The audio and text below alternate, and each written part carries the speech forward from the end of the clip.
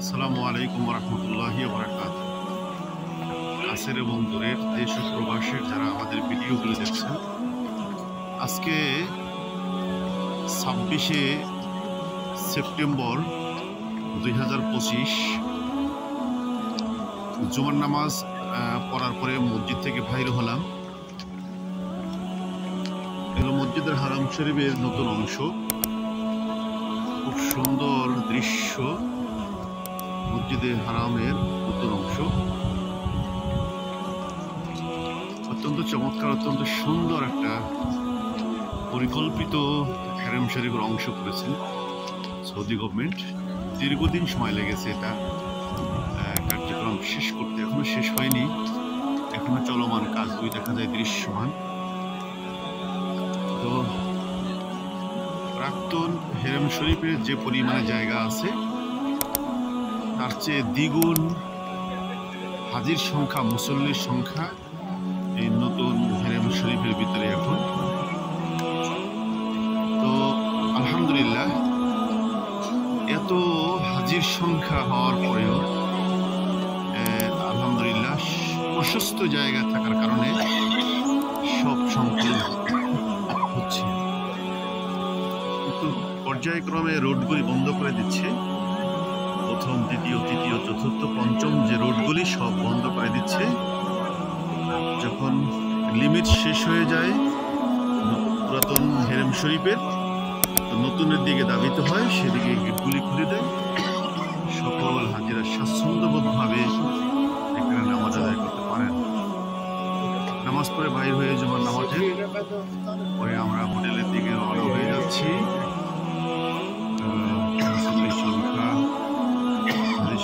সংখ্যা অনেক বেশি। আস্তে আস্তে বাইর হয়ে যাচ্ছি হোটেলের উদ্দেশ্যে। হ্যাঁ, আপনারা হয়তো অনেকেই মক্কায় আসতে চাচ্ছেন, আগমন করবেন, অনেকেই নিয়ত করেছেন। কিছুদিন পরে হয়তো 1 বছর পরে, 2 থেকে 5 বছর পরে, রিটায়ার্ডের পরে সময় পেলে, সুযোগ পেলে আসবেন, ব্যবসার ফাঁকে সুস্থ হলে। তো সময়টা খুব রিসেন্টলি করে ফেলেন, তাড়াতাড়ি, কারণ এই সময় আপনার হয়তো বা আসবে না। এখন মনের যে জজবা, শারীরিক যে কন্ডিশন, যার সুস্থতা আছে, এখন যে পয়সা, টাকা পয়সা এখন আপনার আছে, তো এটা আপনার এক সময় নাও থাকতে পারে। অনেক মানুষই এরকম এই পরে আসবে এই ধোকায় আল্লাহ তাদেরকে মক্কায় মদিনায় আনে নাই, নিয়ে আসে।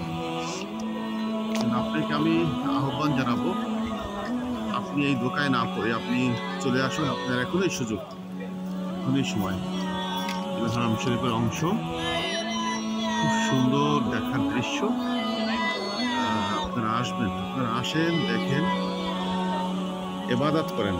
সারা বিশ্বের ভিতরে সর্বোৎকৃষ্ট জায়গা হলো এই মক্কা শরীফ, সর্বশ্রেষ্ঠ জায়গা যেখানে মানুষ এসে তাওয়াফ করে, উমরা করে, হজ করে।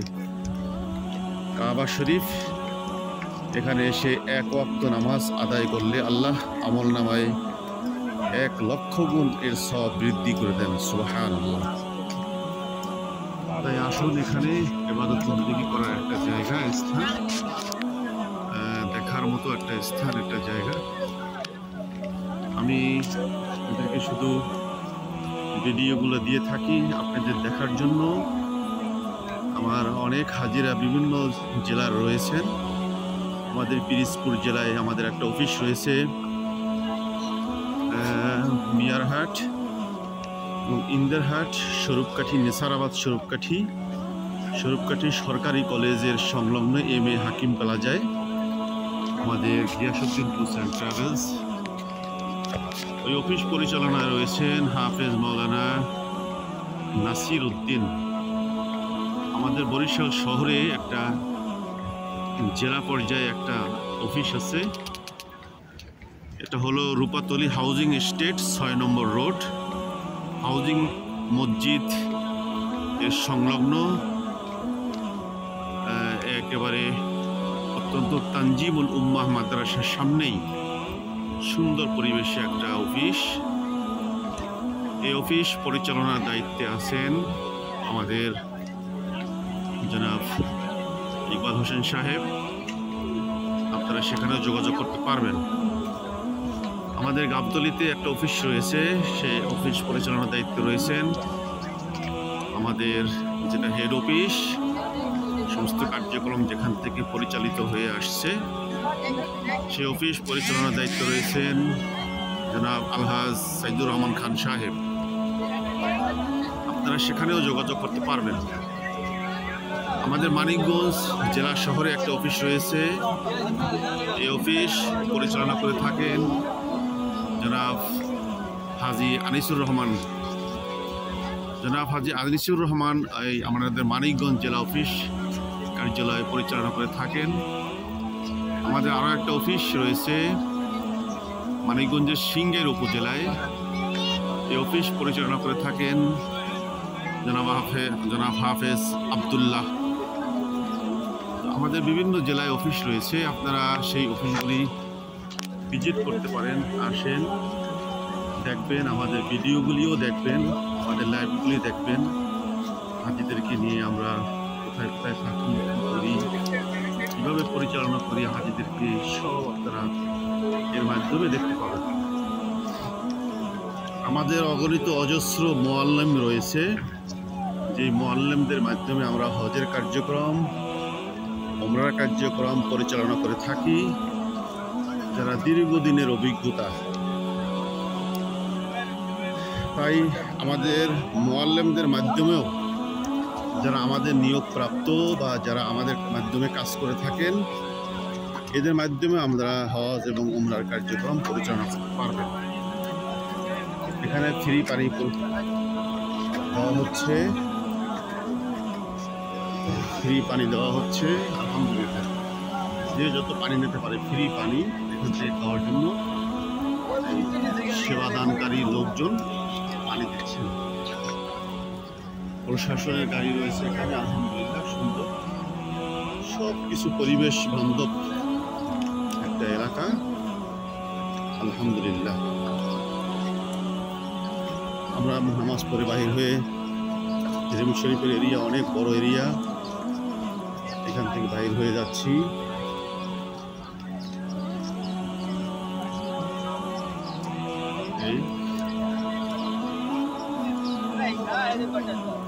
হারাম শরীফ,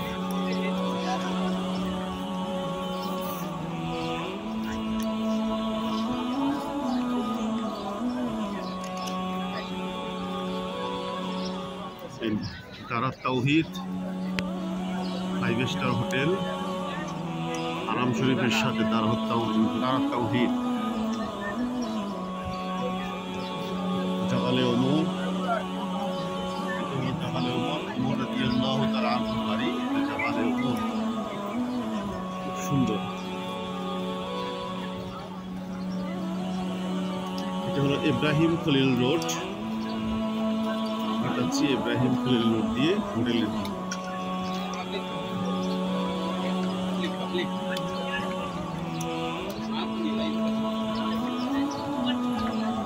ওই যে হোটেলটা দেখতে পাচ্ছেন, এই হোটেলটা হয়েছে দারাত তাওহীদের পরেই হলো হযরতে আবু বকর রাদিয়াল্লাহু তাআলা আনহু বাড়ি, 5 স্টার মানের হোটেল।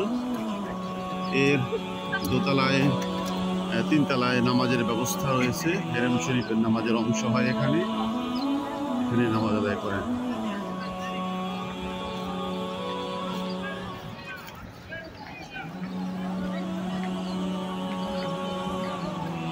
সুন্দর পরিবেশ, আলহামদুলিল্লাহ। সকলে আসবেন আল্লাহর ঘর তাওয়াফ করার জন্য, ইবাদত করার জন্য, নামাজ পড়ার জন্য। আমরা পর্যায়ক্রমে সব কার্যক্রম হাজিদেরকে নিয়ে করে থাকি। মক্কার জিয়ারা আছে বিভিন্ন জায়গায়, কাটার জিয়ারায়, জিন্দা কবর দাহিয়ায়ে কলবি, এর নিজের মেয়েকে যে জিন্দা কবর দিয়েছিল সেখানে হাজিদেরকে নিয়ে দেখাই। জাবালে ওমর, ওমর রাদিয়াল্লাহু তাআলা আনহুর বাড়ি, হযরতে আবু বকর রাদিয়াল্লাহু তাআলা আনহুর বাড়ি, যেখানে মসজিদ নির্মাণ এখন, যেখানে চাঁদ দ্বিখণ্ডিত হয়েছিল আঙ্গুলের ইশারায়, সেই পাহাড় জাবালে কোবাইস আমরা দেখাই হাজিদেরকে। হুজুরে পাক সাল্লাল্লাহু আলাইহি ওয়াসাল্লাম সিজদারত অবস্থায় ছিলেন, আর কাফেররা সেখানে তার গাড়ির উপরে উঠে নারী বুড়িগুলো দিয়ে রেখেছিলেন। সেই জায়গাটা, সেই স্পট আমরা দেখাই। বাদশাহ ফাহাদ, তার বর্তমান প্রেসিডেন্ট যে বাদশাহ, তার বাড়ি আমরা দেখাই হাটার জিয়ারার ভিতরে। যে সমস্ত মুদ্দাগানে কেরামদেরকে এখানে দাফন করার জন্য অর্থাৎ জানাজা পড়ানোর জন্য নিয়ে আসেন, সেই জানাজার স্পট কোন জায়গায়, ইমাম সাহেব কোন জায়গায় বসে নামাজ এর ইমামতি করে থাকেন, সেখানে আমরা হাজিদেরকে নিয়ে ঘোরার ভিতরে দেখাই হুজুরে পাক সাল্লাল্লাহু আলাইহি ওয়াসাল্লামের যে বাড়ি, জন্মস্থান, যেখানে গিয়ে তার প্রথম স্ত্রী হযরতে খাদিজাতুল কুবরা রাদিয়াল্লাহু তাআলা আনহাকে নিয়ে যেখানে সংসার করেছেন, তার সন্তানগুলি যেখানে জন্ম নিয়েছিলেন, যেখানে হযরত ফাতিমাতুজ জোহরা রাদিয়াল্লাহু তাআলা আনহাও ছিলেন। আমরা হাজিদেরকে নিয়ে যাই আবু জেহেলের বাড়ি। হুজুরে পাক সাল্লাল্লাহু আলাইহি ওয়াসাল্লামের আপন চাচা ছিল যে আবু জেহেল, যেখানে এখন হাম্মাম বানিয়ে রাখা হয়েছে অর্থাৎ টয়লেট বানিয়ে রাখা হয়েছে, সেখানে হাজিদেরকে নিয়ে যাই। এখান থেকে নিয়ে যাই হাজিদেরকে হারানো যে গড়, অর্থাৎ কোনো জিনিসপত্র হারিয়ে গেলে কোন জায়গায় এর সন্ধান পাওয়া যায় সেখানে দেখাই। যে সমস্ত হাজি সাহেবরা অসুস্থ থাকেন, স্বাভাবিকভাবে তারা চলাফেরা করতে পারেন, তাদের জন্য হুইল চেয়ারের ব্যবস্থা যেখানে, সেই ঘরটাও সেখানে হাজিদেরকে ফ্রি হুইল চেয়ারের ব্যবস্থা যেখানে পাওয়া যায়, সেখানে হাজিদেরকে আমরা হাটার জিয়ারার ভিতরে দেখাই। যেখানে মসজিদের সাজারা, যেই গাছ এসে সিজদা দিয়েছিল, সেই মসজিদের সাজারা, সেই মসজিদ, গাছের মসজিদ আমি দেখাই। আমরা মসজিদের জিনরা যেই মসজিদে এসে হুজুরে পাক সাল্লাল্লাহু আলাইহি ওয়াসাল্লামের কাছে বায়াত গ্রহণ করেছিলেন, আমরা সেই মসজিদের জিন আমরা দেখাই। হুজুরে পাক সাল্লাল্লাহু আলাইহি ওয়াসাল্লামের যে বিবি, তার স্ত্রী হযরত খাদিজাতুল কুবরা রাদিয়াল্লাহু তাআলা আনহার যে অপ্রকৃত কবরস্থান, যেটা মক্কায় অবস্থিত, জান্নাতুল মুআল্লা, সেই জান্নাতুল মুআল্লাকে আমরা সেখানে কবর জিয়ারত করি এবং খাদিজাতুল কুবরা রাদিয়াল্লাহু তাআলা আনহার দুই সন্তান সহ, হুজুরে পাক সাল্লাল্লাহু আলাইহি ওয়াসাল্লামের দুই সন্তান সহ ছেলে যেখানে কবরস্থ করা হয়েছে, খাদিজাতুল কুবরা রাদিয়াল্লাহু তাআলা আনহার কবরস্থান, আমরা সেটাও হাজিদেরকে হাটার জিয়ারার ভিতরে দেখিয়ে থাকি। আমরা আরও দেখিয়ে থাকি গাড়ির জিয়ারার ভিতরে জাবালে সুর, যেটা রাসূল পাক সাল্লাল্লাহু আলাইহি ওয়াসাল্লাম হিজরতের সময়ে মক্কা থেকে যখন মদিনায় চলে যান, যেই পাহাড়ে লুকিয়ে আসছিলেন, সেই পাহাড় হাজিদেরকে দেখাই। হাজিদেরকে নিয়ে যাই আমরা ওখান থেকে জাবালে রাহমা, যেটা আরাফার ময়দান, সেই জাবালে রাহমায় আমরা সেখানে হাজিদেরকে পরিদর্শন করাই দেখাই। হুজুরে পাক সাল্লাল্লাহু আলাইহি ওয়াসাল্লাম যে জাবালে রাহমায় বসে শেষ বিদায় হজ্জের ভাষণ দিয়েছিলেন, আমরা সেখানে হাজিদেরকে নিয়ে যাই। আপনারা জানেন হযরত আদম আলাইহিস সালাতু ওয়াস সালাম এবং তার বিবি হাওয়া আলাইহিস সালাতু ওয়াস সালামের যেখানে সাক্ষাৎ হয়েছিল দীর্ঘদিন তওবা ইস্তিগফারের পরে, আমরা সেখানে সেই হাজিদেরকে নিয়ে যাই আরাফার ময়দানে। সেখানে গিয়ে আমরা দোয়াও করে থাকি। আমরা নিয়ে যাই হজের সময় যে কার্যক্রম পরিচালিত হয় মিনাত, আমরা সেই মিনাতে নিয়ে যাই। এরপরে আমরা নিয়ে যাই হাজিদেরকে মুজদালিফায়, যেখানে হাজিরা এক রাত অবস্থান করে। মুজদালিফায় থেকে আমরা নিয়ে যাই হাজিদেরকে আরাফার ময়দান, তো আপনাদেরকে বলেইছিলাম সেখানে। আমরা সেখান থেকে চলে যাই আবার জামারা অর্থাৎ শয়তানের গায়ে, যেখানে পাথর মারে বড় হজের সময়, উমরার সময় আমরা এই জায়গাগুলি হাজিদেরকে ঘুরিয়ে ঘুরিয়ে দেখাই। ওখানে যাওয়ার পথে বাজে সেই হুজুরে পাক সাল্লাল্লাহু আলাইহি ওয়াসাল্লাম যার প্রিয় জায়গা ভূমি, সেটা হলো কাবা শরীফ। যাত্রাটাকে খতম করার জন্য। তো সেখানে আমরা সেই যেখানে কোরআনে আয়াত নাযিল হয়েছিল সূরা ফিল, আলাম তারা কাইফা ফাআলা রাব্বুকা বিআসহাবিল ফিল, অর্থাৎ হাতিদেরকে এক একটা ছোট পাখি, আবাবিল পাখি দিয়ে মাথায় ছোট ছোট পাথর দিয়ে এই হস্তি বাহিনীদেরকে খতম করে দেওয়া হয়েছিল। সেই ধ্বংসস্তূপ বাদশাহ আব্রাহার আমরা সেখানে হাজিদেরকে নিয়ে যাই।